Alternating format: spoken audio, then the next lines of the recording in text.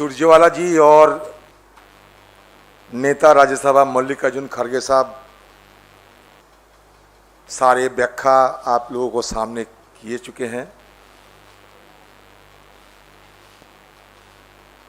मोदी जी कहते हैं कि हम डिजिटल इंडिया की पैरोवी करते हैं, लेकिन आज हम ये देख रहे हैं कि ये डिजिटल इंडिया नहीं है बल्कि सर्वेलेंस इंडिया की स्वरूप हमारे सामने मोदी जी पेश कर रहे हैं।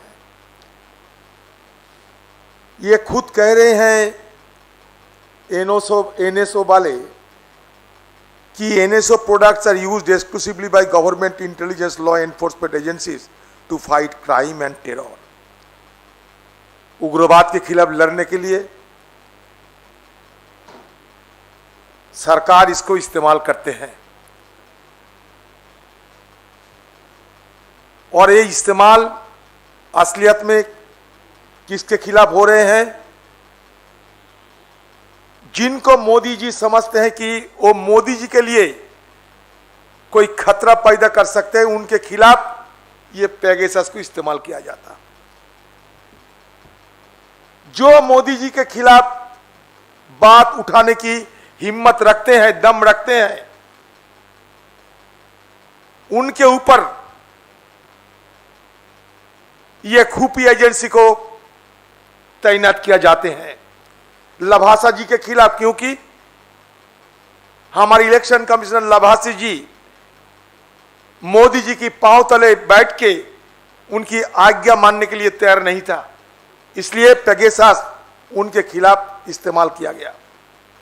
हमारे राहुल जी एक बात कहते कि हम मोदी जी को नहीं डरते, हमारे देशवासियों के लिए जो सच्चा है वो हम बोलते रहेंगे चाहे कुछ भी हो। और ये कुछ भी होते हुए उन्हीं की परिवार के इंदिरा गांधी जी, राजीव गांधी जी को शहादत लेने पड़ी और उनकी परिवार के एक सदस्य के ऊपर आप खुफियागिरी कर रहे हैं, उनको उग्रवादी सोचते हुए उनके खिलाफ आप ये खुफियागिरी कर रहे हैं, पेगासस को इस्तेमाल कर रहे हैं। बताइए, हिंदुस्तान के लोग राहुल गांधी जी को, मोदी जी को अच्छा नहीं लग सकते?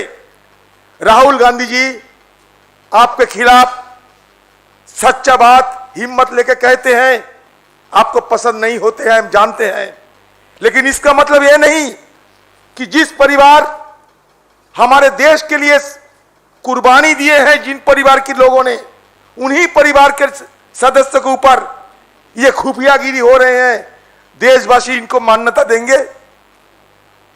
तो इसलिए हम ज्यादा बोलते ना हुए हमारे पार्टी की तरफ से लोकसभा के अंदर ये मसला हम उठाएंगे, जोर शोर से उठाऊंगा।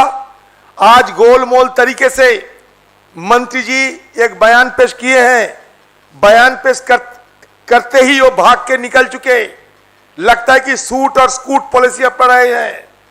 सदन के अंदर नियमों के मुताबिक जब मिनिस्टर की स्टेटमेंट होती है, ये स्टेटमेंट तुरंत सदन में ले किया जाते हैं। बिना ले किए गए मंत्री चले गए अपना स्टेटमेंट सदन में रखते हुए, हम लोग बाद में उनका स्टेटमेंट निकाला स्पीकर साहब से बात करते हुए। सबसे बड़ी बात यह है कि हमारे पार्टी की मांग यह है कि ये पेगासस को इस्तेमाल करने के लिए जिनको जिम्मेदारी लेना चाहिए, हमारे हिंदुस्तान के अभी की वो होम मिनिस्टर साहब अमित शाह जी, ये अमित शाह जी को इसी वक्त इस्तीफा देना चाहिए।